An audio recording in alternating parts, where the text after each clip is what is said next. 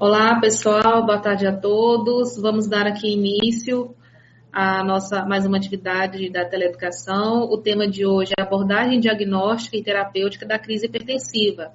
Nosso convidado de hoje, como vocês já devem estar um pouco mais familiarizados, é o Dr. Ângelo.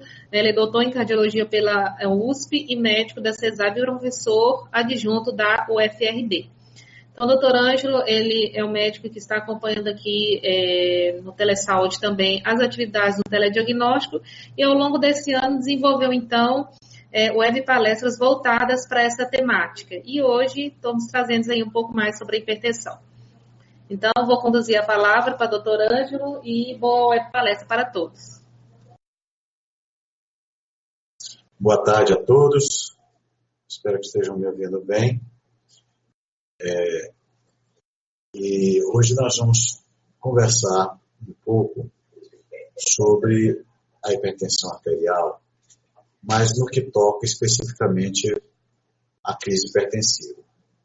Agradecer mais uma vez ao Grupo do Telesaúde e ao Governo do Estado da Bahia pela essa oportunidade de nós estarmos podendo aqui estar trocando ideias com vocês e colaborando com esse processo de educação continuada.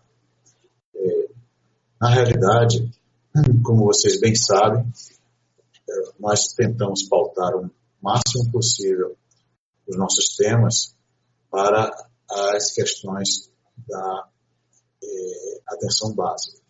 Então, mais uma vez, nós estamos nos posicionando da seguinte forma. Hipertensão arterial, claro que existem várias formas de manejo.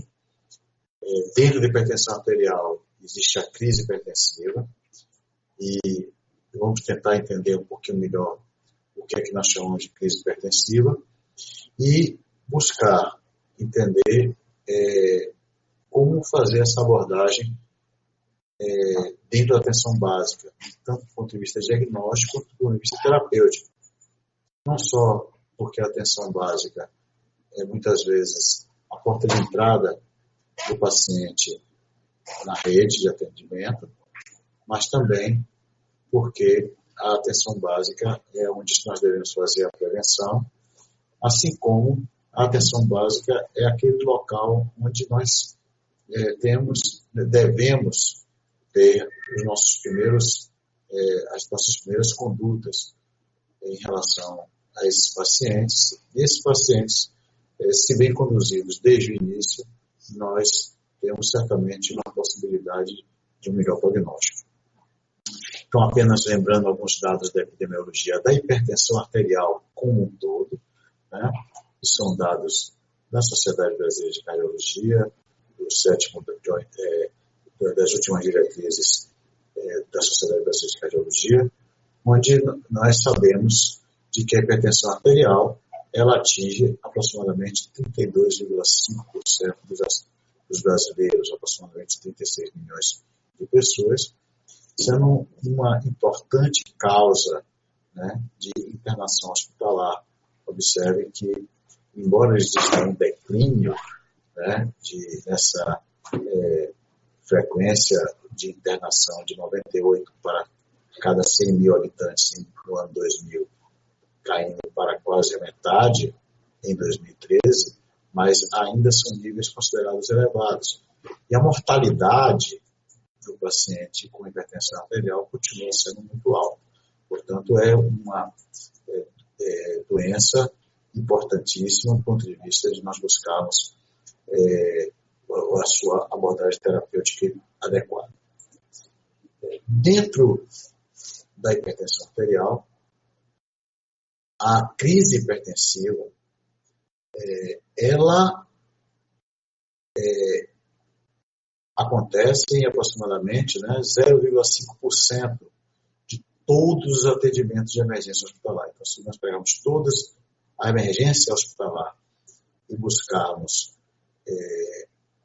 saber o número de pacientes que procuram o serviço de emergência por causa da hipertensão arterial, isso chega a 0,59% em algumas séries, o que é considerado alto. E O que é mais importante, ou seja, de todos os pacientes da emergência hospitalar, ou seja, que procuram por hipertensão arterial, 25% com uma emergência hipertensiva. Vamos entender, dentro da crise hipertensiva, o que é emergência hipertensiva. Essa emergência hipertensiva, ela está diretamente relacionada ao acidente vascular encefálico, hoje como é chamado o AVE, que no passado é chamado de acidente vascular cerebral, e que popularmente, leigamente falando, a gente chama de derrame, né? Dentro do jargão médico. E também, outra forma de emergência hipertensiva é o edema agudo de pulmão, que é aquela situação aflitiva e angustiante para o paciente e que, quando bem conduzida, é extremamente gratificante para a equipe de saúde. Na realidade, eu falei de emergência hipertensiva, então vamos aqui entender o que é emergência hipertensiva. Observem que existe uma diferença entre emergência hipertensiva e urgência hipertensiva. Nós sabemos que, do ponto de vista da definição acadêmica, emergência é aquela situação de risco de morte. Mas, para nós aqui, a emergência hipertensiva, ela se diferenciará em relação à urgência em virtude de alguns aspectos. O primeiro deles sabem todos vocês, que a hipertensão arterial, ela atinge órgãos-alvo. Os órgãos-alvos são o cérebro, o coração, os rins e os olhos, né? O fundo de olho. Bom, quando nós temos um paciente com a pressão arterial diastólica maior que 120, observem que o critério é o mesmo, da urgência e da emergência, nós devemos procurar saber se, neste quadro, nós temos ou não lesões de órgãos-alvo aguda e progressiva. Se nós não temos nenhuma sinalização de que os órgãos-alvo estão comprometidos, neste episódio, nós temos uma urgência. E no momento que nós temos uma evidência de que lesões de órgãos-alvo aguda e progressiva estão presentes, significa que nós estamos diante de uma emergência. Então, o que nós temos que aqui considerar na atenção básica é este diagnóstico diante de um paciente com uma pressão arterial diastólica acima de 120, se naquele instante nós temos evidências de lesões de órgãos-alvo. E observem que, a partir deste diferencial, nós vamos ter conduta totalmente diferentes, sendo que essas aqui poderão e deverão ser adotadas na atenção básica e essas daqui, os cuidados imediatos, sim, deverão ser tomados na atenção básica, porém, no momento de transição. Portanto, se não existe evidências de lesões de órgão-alvo, a medicação a ser utilizada será uma combinação de medicamentação de medicamentos por via oral. Nós não temos um risco iminente de morte e a conduta certamente será ambulatorial e com retorno após o seu tratamento, um retorno para avaliação em 7 dias. Por outro lado, se nós temos evidências de lesões de órgão-alvo, e é mandatório a utilização de medicação parenteral, onde o quadro certamente existe risco iminente de morte e a indicação é o tratamento em UTI, ou seja, na alta complexidade. Portanto, neste instante que o paciente chega com uma pressão diastólica acima de 120 milímetros de mercúrio, a pesquisa de lesões de órgão-alvo torna-se importantíssima para que vocês decidam na atenção básica se vocês devem e podem, diante do protocolo, manter o paciente com vocês, ou se vocês devem tomar as primeiras atitudes, porém, de imediato, já buscar a regulação para alta complexidade. Então, se é importante nós definirmos se está presente ou estão presentes lesões de órgão-alvo, nós vamos aqui buscar mostrar quais as lesões que nós devemos estar atentos. Então, nós estaremos observando em grupos, serão alterações cerebrovasculares, cardiovasculares e renais, além de crises adrenérgicas graves e hipertensão na gestação. Vou voltar para o slide anterior. Então, do ponto de vista de alterações cerebrovasculares, nós vamos ter aquelas situações. Primeiro, de encefalopatia hipertensiva.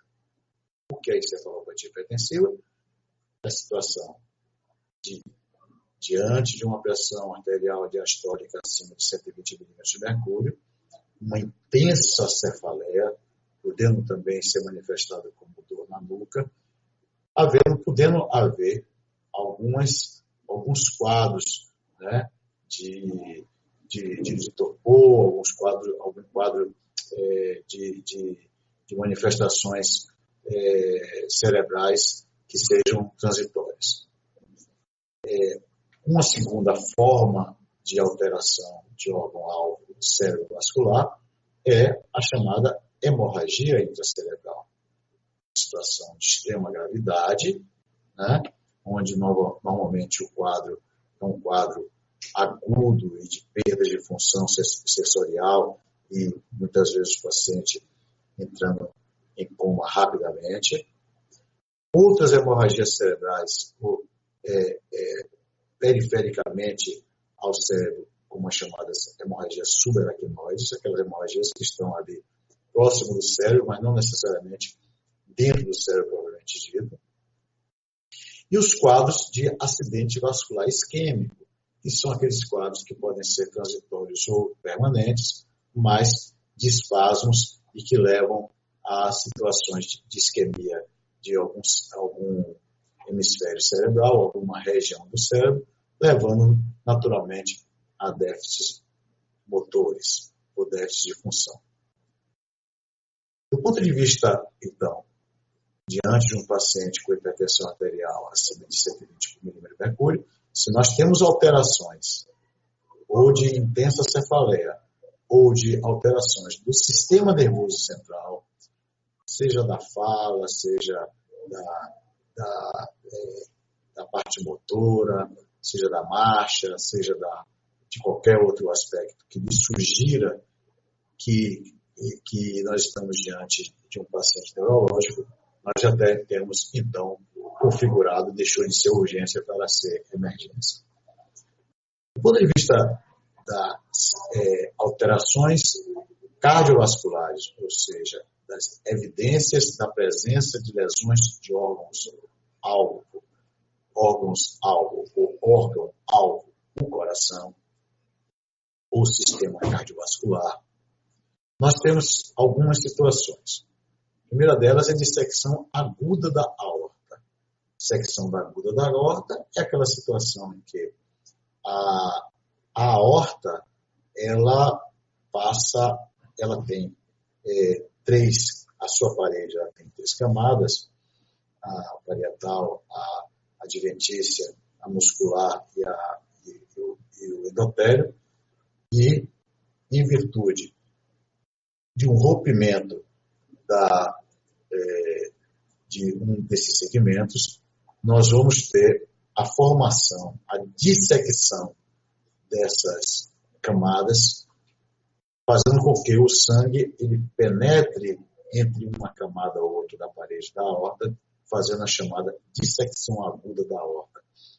Essa alteração ela é muito grave, essa alteração ela pode levar à morte, essa alteração ela geralmente é manifestada com intensa dor torácica.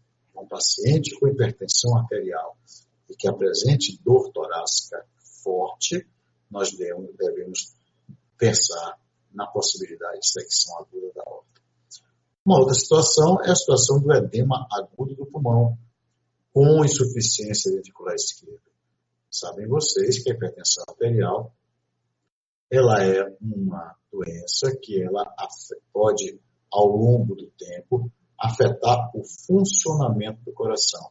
O coração passa a trabalhar de forma deficitária, podendo entrar em falência, e esse paciente, diante de uma hipertensão arterial, esse paciente que muitas vezes está ali numa insuficiência cardíaca congestiva compensada, ele descompensa, ele já tem uma falência ventricular compensada, diante de hipertensão arterial ele descompensa e acaba gerando uma congestão a nível do pulmão e um quadro de edema agudo do pulmão, que é um quadro muito aflitivo, com dispneia, com cianose, com estertores pulmonares. Então, é uma outra situação de lesão de órgão-alvo cardiovascular. Outro quadro é o infarto agudo do miocárdio, que é o quadro de síndrome coronariana aguda, que envolve tanto o infarto quanto a angina instável, que são quadros também que podem ser precipitados por uma hipertensão arterial, uma crise hipertensiva. Então, diante dessas situações, dissecção aguda da aorta, edema agudo do pulmão, infarto agudo do miocárdio, angina instável, deixou de ser urgência, passou a ser emergência, então medicação parenteral e transferência para uma UTI está indicada. Lesões renais, que é a lesão renal aguda rapidamente progressiva, e isso nós observamos através ou de sintomas urinários, de oligúria, mas também por testes bioquímicos, medidas de ureia e creatinina. Ainda nesse capítulo das emergências hipertensivas, nós não devemos deixar de pensar nessas duas situações, que são as crises adrenérgicas graves, que são duas situações muito críticas. Uma é a crise do felcromalcetoma, que é raro, mas é um tumor que atinge as glândulas suprarrenais e que, na sua crise, existe uma grande, digamos assim, secreção dos hormônios de adrenalina e noradrenalina. Então, diante de crises adrenérgicas graves relacionada à crise de felcromalcetoma, está indicada, então, medicação parenteral e UTI. E essa situação aqui que eu acho que nós devemos ter muita atenção na atenção primária, porque, infelizmente, esse capítulo das drogas ilícitas, elas são um capítulo cada vez mais frequente na nossa sociedade, então nós devemos estar atentos, principalmente em pacientes jovens, que a dose excessiva de drogas ilícitas do tipo cocaína, crack e LSD, elas são capazes de manifestar, gerar crise hipertensiva e, diante de situações dessa natureza, também existe o risco iminente de morte. E, finalmente, essa situação também que deve ser, que estamos falando, muito próximo da atenção básica, que é a hipertensão.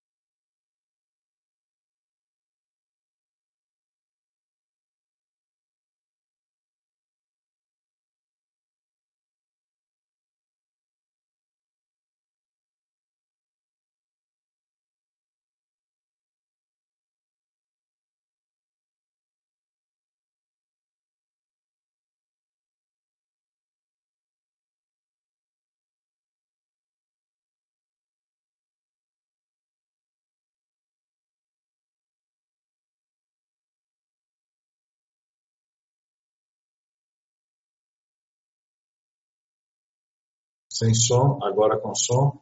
Estão ouvindo? Voltou? Ainda não? Eu vou aguardar. A imagem voltou, mas não retornou. Ok. Vamos voltar para o ponto que nós estávamos. Houve um pequeno problema técnico aqui, decorrente da queda. Queda da internet, mas já retornou. Então, observe, já tínhamos falado das crises adrenérgicas graves. Então, estávamos falando de que a gestação, claro que é uma situação que vocês convivem muito na atenção básica, e nós temos que estar atentos para a eclâmpsia, né? Que é aquela situação de hipertensão, proteinúria e convulsões, a pré-eclâmpsia grave, que é a situação que pode preceder a eclâmpsia. A síndrome HELP, essa síndrome é uma síndrome que hoje é descrita também em algumas situações de gravidade da gestação, principalmente posterior à eclâmpsia. Essa sigla HELP, ela do inglês H de hemólise, hemolítica, EL são enzimas do rim, né, do fígado, enzima liver, e plaquetopenia, ou seja, low plaqueta. Então, hemólise, com aumento de enzimas hepáticas e plaquetopenia, diante de quadros posteriores ou concomitantes com eclâmpsia e pré-eclâmpsia, ou não, significa uma síndrome extremamente grave que afeta algumas gestantes. E também a situação de hipertensão grave em final de gestação, ou seja, nós estamos com uma paciente já sabidamente hipertensa, não é a hipertensão da gravidez, mas a hipertensão na gravidez, e que no último trimestre, que é principalmente a partir do 8º mês de gestação, onde existe uma maior volemia, o paciente passa a ter um quadro de hipertensão grave de difícil controle. Então, são situações que também nós teremos diante de um quadro de pressão arterial diastólica maior que 120, nós teremos risco iminente de morte. Então, observe que nós vamos pesquisar em um paciente que nós temos a pressão arterial diastólica elevada, nós vamos pesquisar se existe concomitância com situações da nossa natureza, e aí nós vamos definir emergência, cuidados iniciais, mas buscar a transferência para uma unidade de alta complexidade. Urgência, vamos medicar, vamos tratar, vamos acolher e vamos mantê-la na unidade que nós tenhamos condição de atender na própria atenção básica. Bom, em relação à investigação clínica, ou seja, diante de um paciente que chegou com uma pressão arterial elevadíssima, o que é que nós devemos fazer do ponto de vista da investigação clínica? Nós temos inicialmente de fazer investigação de dados gerais, ou seja, a ansiedade está aqui em negrito porque existe a chamada pseudocrise, ou seja, situações em que o paciente não é necessariamente hipertenso, ele está, naquele momento, num quadro de hipertensão arterial, porém, tudo é causado por algum momento de ansiedade, algum momento de algum choque emocional, de algum problema de tensão emocional que ele esteja vivendo. O que é que vai diferenciar? Primeiro, o atendimento do paciente hipertenso deve ser sempre em um ambiente calmo, um ambiente tranquilo, onde o profissional de saúde possa acolher e conversar com o paciente. As situações de chamada pseudocrise, elas respondem muito bem ao repouso, ao ansiolítico, é o que a gente conhece muito como papoterapia, ou seja, um bom diálogo com o paciente. Claro, devemos estar atentos, que podemos estar diante de um paciente hipertenso. Então, nós vamos observar as situações digamos assim, da circunstância que fez o indivíduo chegar na unidade e, naturalmente, não ficar também só pensando que todo paciente é decorrente, é uma pseudocrise, é um diagnóstico diferencial. Uma outra situação é pacientes com dor, ou seja, a dor, ela faz aumentar a frequência cardíaca. A dor, ela faz aumentar a pressão arterial. É uma dor, qualquer dor. A dor de uma topada, de uma pisada no pé. A dor é uma reação ao aumento da frequência cardíaca, ao aumento da pressão, faz parte da preparação do indivíduo para um sistema de defesa, de luta. Ou seja, então, observar que se esse paciente está com dor de qualquer tipo, ele pode estar com uma pseudocrise. A interferência da dieta, ou seja, abusos dietéticos, certo? Tanto do ponto de vista da ingesta de sal, como também de refeições copiosas, refeições que levam, ou seja, essa ingesta exagerada de alimentos poderá, em determinado momento, estar influenciando a elevação da pressão. Observação de comorbidades, ou seja, junto com o paciente hipertenso, muitas vezes nós vamos ver que é um paciente também diabético, é um paciente que que é um tabagista, é um paciente obeso, que o paciente obeso tem sempre uma elevação da pós-carga. Então, o estudo das comorbidades dos fatores de risco. Investigar o uso de antihipertensivos, porque isso é uma sinalização. Ou seja, esse paciente já tem um diagnóstico de hipertensão arterial, esse paciente ele já faz uso de antihipertensivos. Que tipo de antihipertensivo? Esse antihipertensivo vem sendo utilizado? Existe aderência ao tratamento? Ou esse paciente ele está sem usar medicação há 3 dias, há 1 semana, há 10 dias?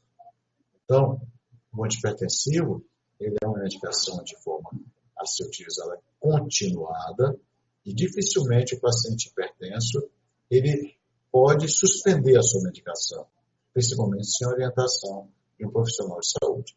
Então, se está usando, como está usando e como está a aderência a esse tratamento. O uso de álcool e drogas ilícitas. O álcool, ele não é necessariamente uma droga que leve à hipertensão arterial propriamente dito, mas ele é uma droga que ele aumenta a frequência cardíaca. Aumentando a frequência cardíaca, ele aumenta o produto. E muitas vezes o uso do álcool leva a situações sociais, ou seja, de instabilização do humor, que aí sim levam à elevação da pressão. Então, se esse paciente, neste momento,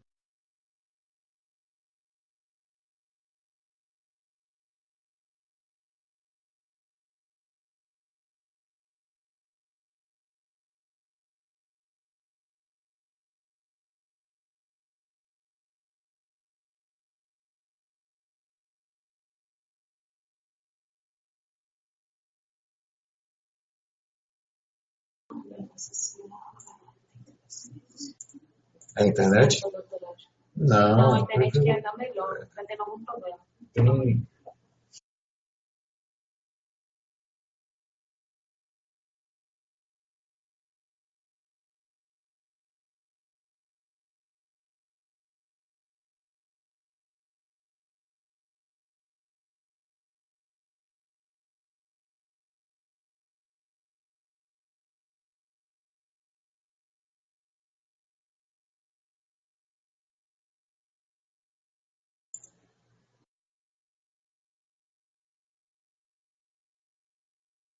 Pronto, voltou o vídeo. A Silvia também leva a pressão arterial. Pronto. Voltou o vídeo, voltou. Olha, estamos tendo alguns probleminhas técnicos que nós não sabemos exatamente o que é, mas vocês fiquem tranquilos aí que a ansiedade de vocês é a mesma nossa aqui. Vocês esperando que a gente volte e a gente aqui trabalhando para voltar. Então, vamos trabalhar com essa variável, mas nós estamos aqui buscando chegar até o final. Sim, e finalmente o uso de outros fármacos concomitantes àquele episódio. Sabemos que anti-inflamatórios podem elevar a pressão arterial, corticoides, por causa de retenção de líquido, e simpático-miméticos. Bom, aquilo foi a investigação clínica de dados gerais. Agora nós vamos ver a investigação clínica que nós devemos estar atentos, né, do ponto de vista de cada, digamos assim, grupo de doenças que nós vimos lá relacionada a órgãos-alvos. Então, nós temos aqui investigação clínica na esfera cardiovascular. Ou seja, se nós falamos de dissecção de aorta, se nós falamos de infarto, de síndrome coronariana aguda, gene instável, nós temos que estar atentos à dor ou desconforto no tórax, no abdômen ou no dorso. Abdômen porque por causa da dissecção, no dorso porque existem infartos de parede posterior que vêm a gerar dores na região dorsal. Dispneia, porque nos fala sempre a possibilidade de insuficiência ventricular esquerda e congestão pulmonar.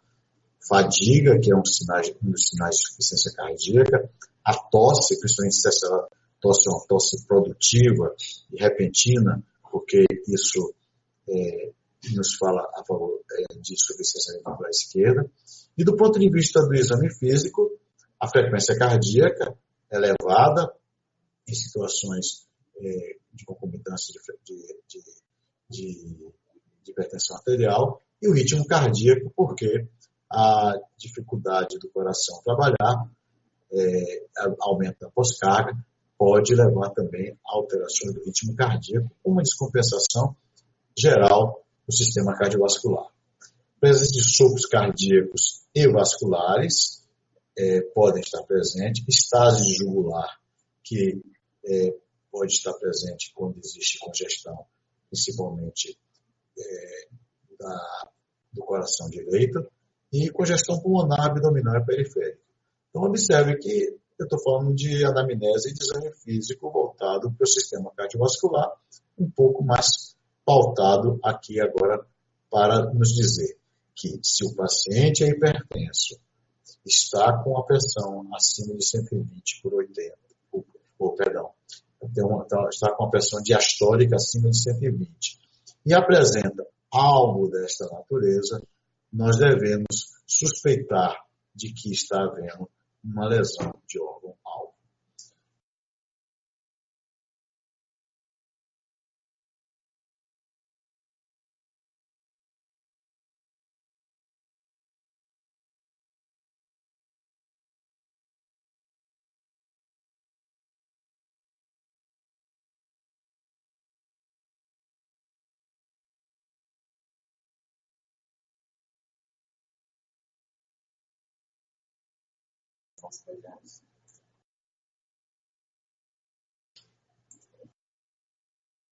Ok?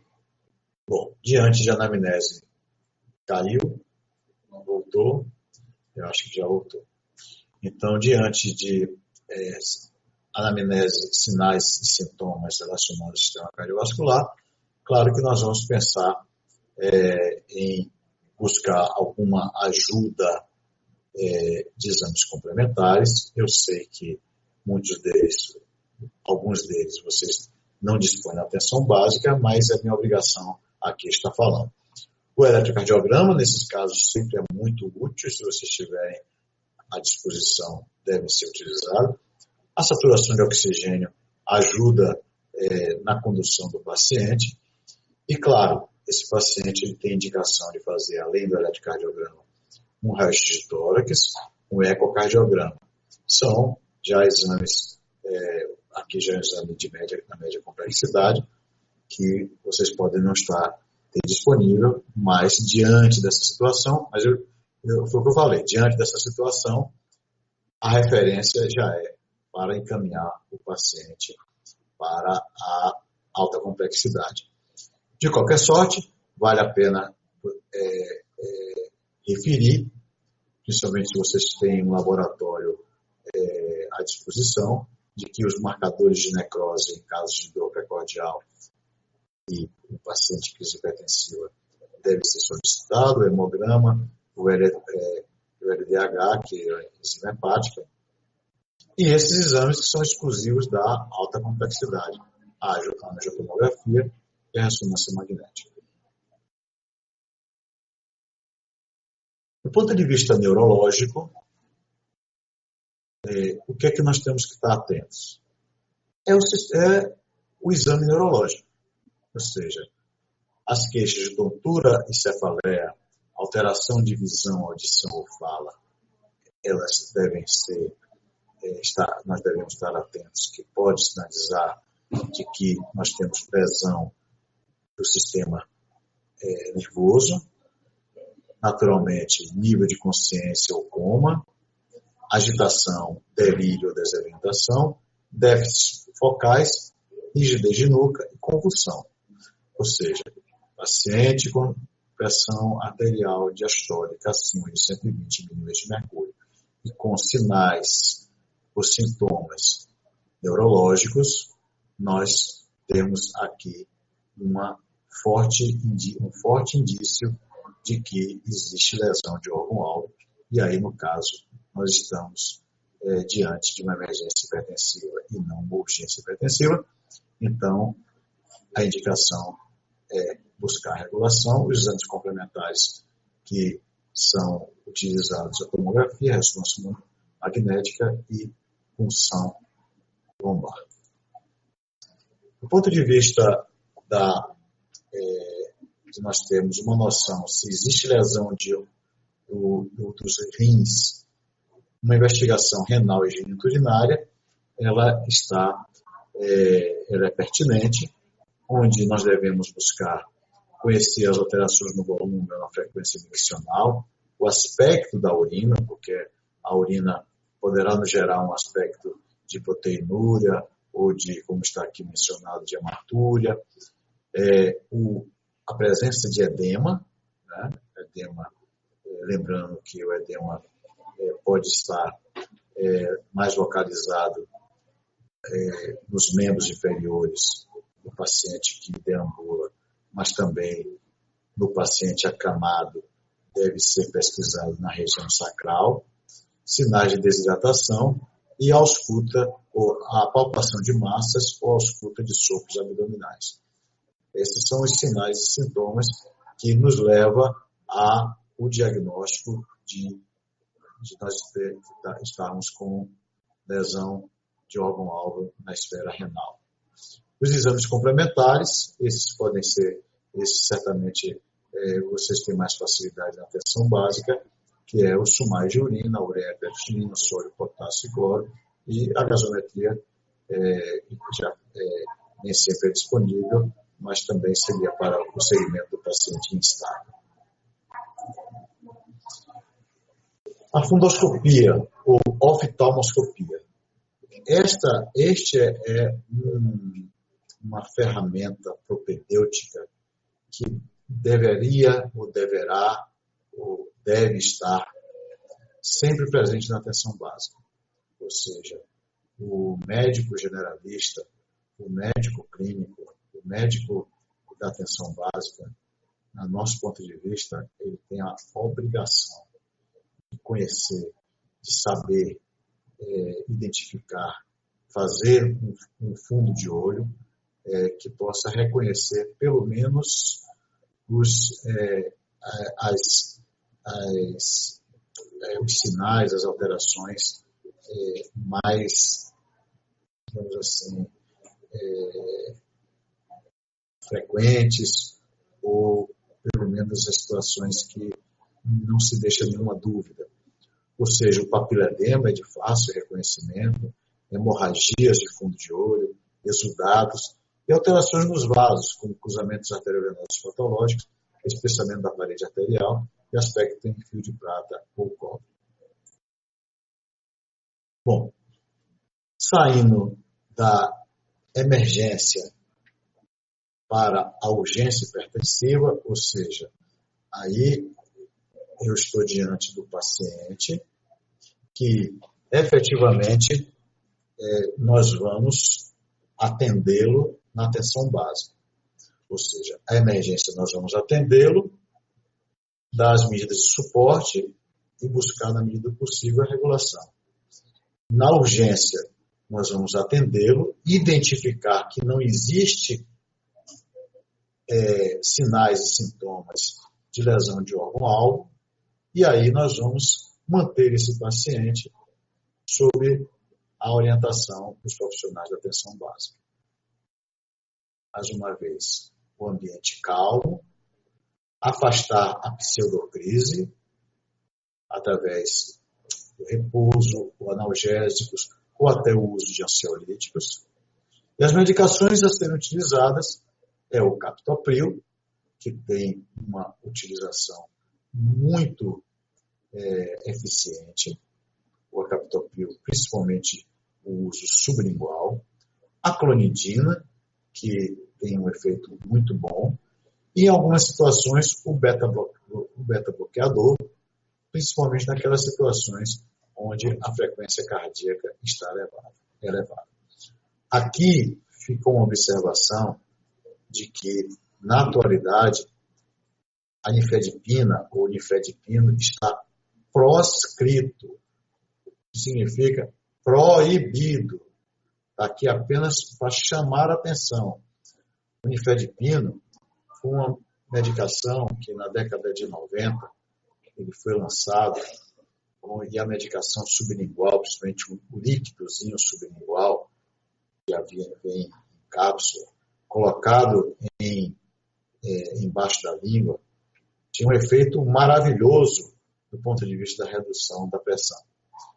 O que observou-se ao passar do tempo, de que a redução da pressão com o nifedipino é uma redução exagerada e que leva ao paciente, muitas vezes, à hipotensão e a óbito por infarto do miocárdio.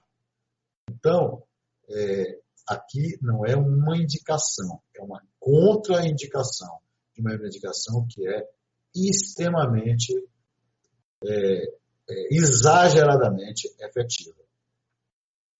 E o que é que nós vamos tentar obter? Essas metas, elas são tanto para o paciente com emergência, quanto com urgência. Não existe meta para emergência e meta para urgência. As metas são as mesmas.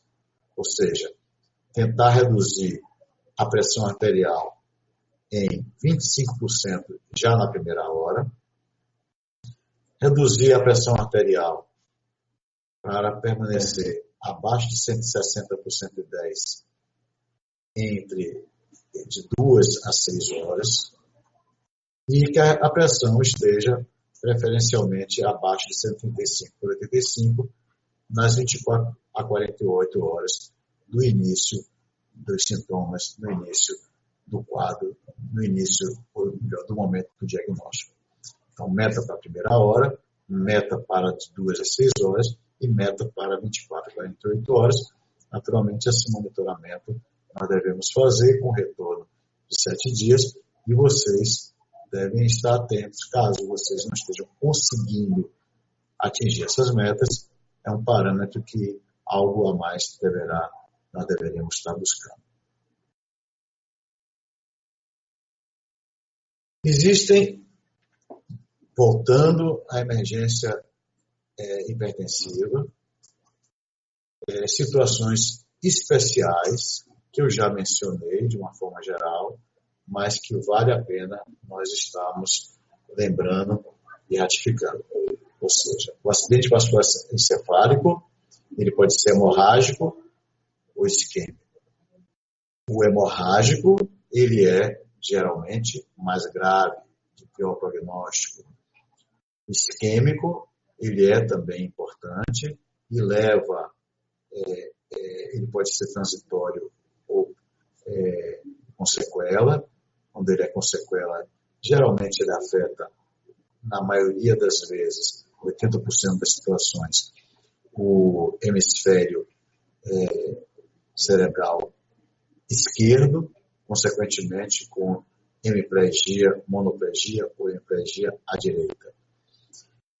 A depender da área do cérebro, ele poderá gerar também outras alterações, como alterações da fala e da visão. Situação também especial são as síndromes coronarianas agudas, que levam a uma situação grave, podendo ser de angina instável, lembrando que trata-se de um quadro grave, porém irreversível, e um quadro de infarto agudo do miocárdio, que pode ser sem subdesnivelamento de segmento ST, que é alteração eletrocardiográfica, inclusive que nós vimos sobre isso numa apresentação nossa anterior, ou com subdesnivelamento de segmento ST, o que vai nos dar, todos dois vai gerar, todos dois são gerados por necrose, porém de dimensões maior ou menor, e uma situação de que necessita também um cuidado efetivo, intensivo, imediato.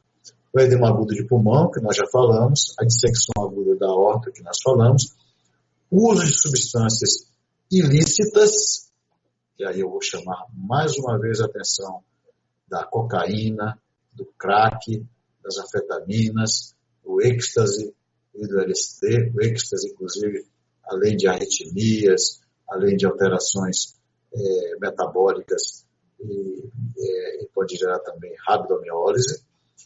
O uso de substâncias ilícitas, que muitas vezes vem concomitante o uso das ilícitas com as lícitas, como é o caso da cafeína, que ela não eleva a pressão arterial, mas eleva sobremaneira a frequência cardíaca, podendo levar a arritmias cardíacas. Energéticos, porque esses energéticos muitas vezes utilizam a cafeína, a nicotina e o álcool. A lesão renal aguda rapidamente progressiva, uma outra situação que deve ser monitorada, porque poderá gerar falência renal irreversível. Aí apenas para lembrar, quando eu falei do infarto, volta aqui, o infarto ou angina sem subdesnivelamento do segmento ST e com subdesnivelamento do segmento ST. Só lembrando, para quem não participou da nossa apresentação anterior, o segmento ST é este segmento aqui, ó, que vem do final do complexo QRS até a onda T. Esse segmentozinho ele deve ser reto, horizontal, no mesmo nível da chamada linha de base do eletrocardiograma. Esse é um segmento ST normal. Porém, em situações de infarto, nós podemos ter um infarto com supradesnivelamento do segmento ST, observem, ou seja, esse segmento logo após o complexo QRS, ele se eleva sobremaneira em algumas derivações, aqui está na derivação V1, V2, V3 e V4, ou ele pode ter um quadro, nós podemos ter um quadro de dupla cordial, com elevações de marcadores de necrose, porém sem elevação do segmento ST, e infartos, instalação de necrose, porém em células em quantidade menor. Ambas devem ser tratadas de forma conveniente por todas as atenções devidas em terapia intensiva. E aí, apenas uma lembrança de medicações parenterais que certamente não são utilizadas na atenção básica, mas que eventualmente poderão ser necessárias. Eu chamo atenção aqui para algumas, todas essas aqui, algumas delas podem existir também por via oral, mas eu vou querer chamar a atenção de vocês de alguma delas. O nitrofosfato de sódio e a nitroglicerina são vasodilatadores arterial e venoso potentes, de uso exclusivamente parenteral, que devem ser utilizados apenas com monitorização contínua e profissional de saúde ao lado, porque qualquer vacilo na sua dose pode gerar uma hipotensão gravíssima. Se usa apenas em situações de emergência, onde nós temos a plena condição de estar monitorando. Eu quero chamar a atenção aqui para o metoprolol, que aqui está como droga parenteral, mas é uma medicação que ela é muito bem tolerada em via oral para urgência hipertensiva. E vou chamar a atenção aqui da furosemida. Talvez as medicações parenterais que nós estamos, digamos assim, autorizados a utilizar na atenção básica, nós chamamos a atenção aqui para a furosemida, que é uma medicação que é um diurético de alça, que reduz a volemia de uma forma acentuada, que simplesmente pegar a veia, a venófise, e injetar 20 a 40 miligramas por via endovenosa, dá muitas vezes uma ação muito interessante na redução da hipertensão arterial e que acredito que esta aqui não existem grandes problemas de ser utilizada na atenção básica. Eu estou falando aqui na atenção básica imaginando que vocês não tenham um recurso de monitorização ideal para o paciente. Claro que cada um de vocês sabe a unidade que trabalha, sabe quais os limites da unidade de trabalho, sabe os profissionais de enfermagem que vocês têm disponíveis e que muitas vezes situações, digamos assim, de um atendimento de emergência pode ir um pouco a mais do que nós estamos aqui falando em situações de habilidade, de corresponsabilidade dos profissionais que estejam envolvidos. Bom, esses eram os comentários que nós gostaríamos de fazer e colocamos à disposição para nós estarmos buscando compartilhar e tirar as dúvidas que sejam. Ok? Bom, pois não.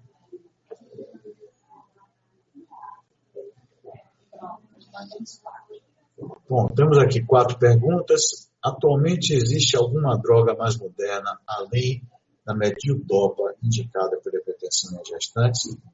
Tem uma imagem que é bem parecida também. Pronto, vamos uma por uma. Veja só. Em uma recente conversa que nós tivemos sobre hipertensão arterial, aqui eu tive a oportunidade de buscar essa pergunta. Não. A alfa-metildopa continua sendo a medicação mais segura para ser utilizada nas pacientes que têm hipertensão, tanto na hipertensão na gravidez quanto na hipertensão da gravidez. É uma medicação segura, é uma medicação boa, apenas é uma medicação antiga, mas nem tudo que é antigo é ruim. Ou seja, nós temos que levar em consideração.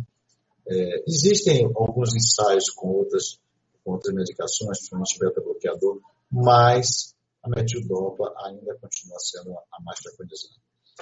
A cerveja, segunda questão, a cerveja também eleva a pressão arterial? Veja só.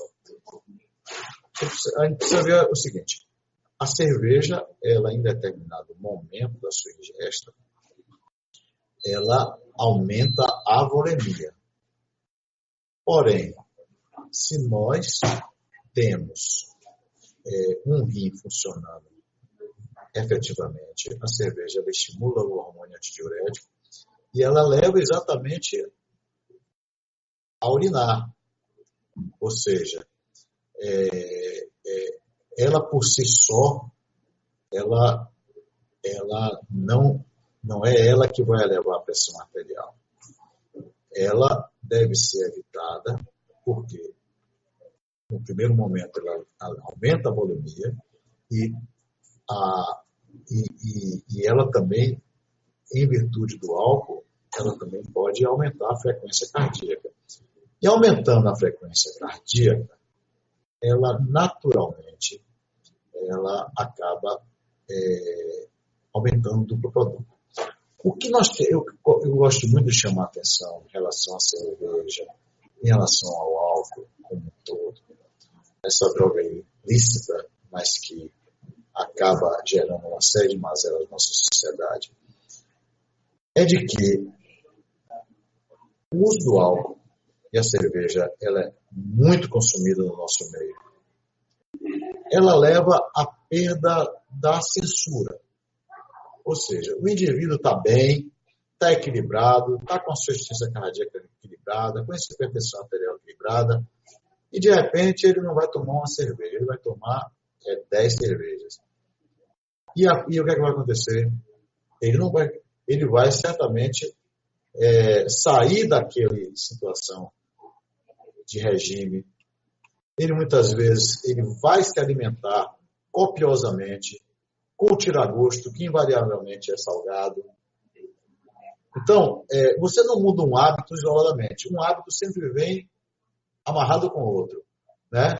Aí vem a gordura, vem o torresminho, vem o acarajé, vem, né, todas as outras coisas que faz com que ele entre numa fase de descompensação.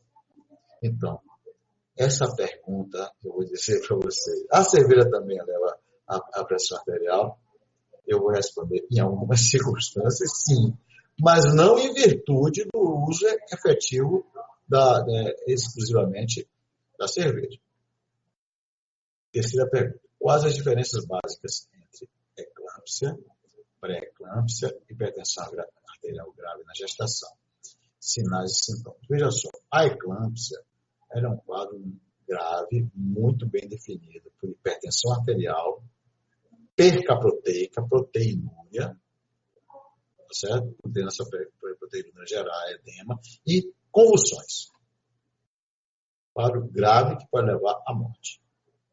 A pré-eclâmpsia é a situação que a hipertensão arterial ela está instalada e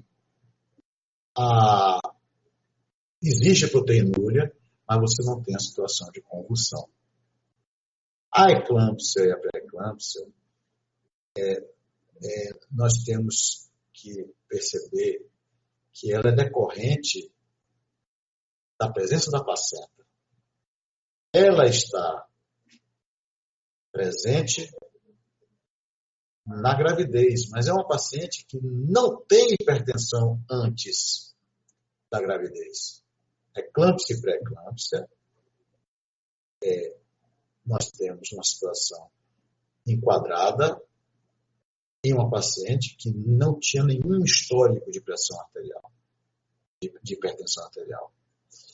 Já a hipertensão arterial grave na gestação é a paciente hipertensa, sabidamente hipertensa. Ela já entra na gestação sabendo que é hipertensa, porém, ela, ao longo do tempo, principalmente no terceiro mês de gestação e no oitavo mês de gestação, onde existe um aumento da volemia, um maior aumento da volemia, essa hipertensão arterial ela se torna de mais difícil controle. Basicamente,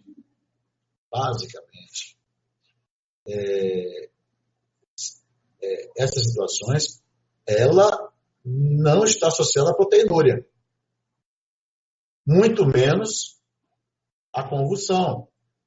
Observem que eu falei de eclâmpsia e pré-eclâmpsia, certo? Eu falei de hipertensão, proteinúria e convulsão. Aqui, pré-eclâmpsia, eu falei de hipertensão e de proteinúria. Hipertensão arterial grave, eu não estou falando de convulsão, eu não estou falando de proteinúria. Porém, uma paciente hipertensa poderá também ter uma eclâmpsia ou uma pré-eclâmpsia? Sim, claro, mas aí nós já teremos uma associação muito grave. Gestante pode usar hidroclorotiazida?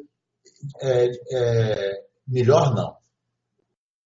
Não existe nenhum consenso nesse sentido. alguma consideração sobre a conduta nutricional na crise hipertensiva? Dieta zero.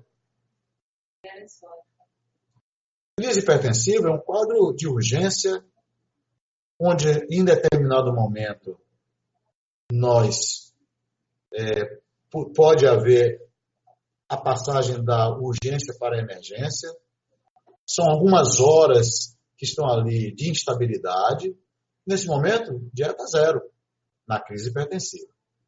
Né? Tudo bem, o paciente precisou ficar um período maior sob observação.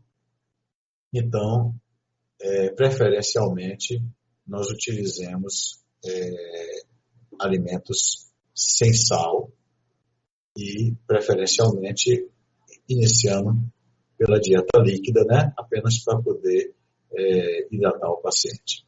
Ok? Mas a fase inicial de uma observação de urgência e emergência é não alimentar o paciente, até que nós tenhamos a convicção da sua evolução e do seu prognóstico.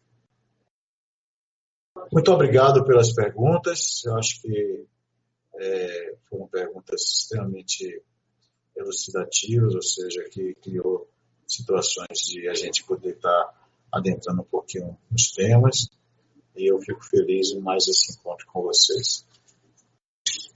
Muito obrigado. Só pode continuar aí, só fecha o microfone, tá? Só para encerrar aqui com o pessoal.